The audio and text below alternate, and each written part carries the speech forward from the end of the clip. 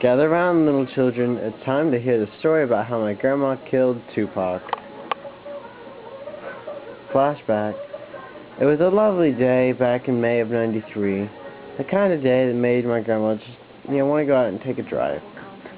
She'd been out driving for a couple of hours because gas prices are cheap in '93. When she remembered, oh, I've forgotten milk and eggs for a cake for my grandchildren.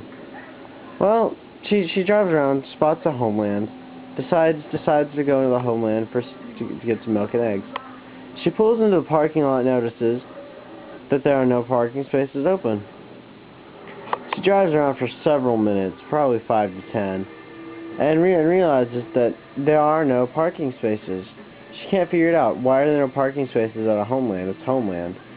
And when she finally spots one, she pulls into the aisle, turns on her blinker, and then out of nowhere comes this big black Escalade. Now, my grandma is a smart woman. She can't figure out why somebody in a black Escalade, it's a nice Escalade, it's got some big rims. She can't figure out why somebody in an Escalade would need to shop at Homeland. But it cut her off, and she was upset. My grandma now, you must understand, she's a pretty nice little old lady. She doesn't take crap from anybody. So she's upset. She's pissed. She gets out of her nice little Lincoln Town Car, gets out of her Lincoln Town Car, pulls out her Glock 9, walks up to the Escalade, and lo and behold, you will not believe who is in the Escalade. Tu-pac Shakur. Well, she knocks on his window. He rolls it down. She says, "Bitch, you do realize you just took my parking space?" And Tu-pac's like, "Whatever, you old hag. I got here first." My grandma, like I said, she doesn't take crap from anybody. She pulls out her Glock 9, busts like 6 caps right into his head.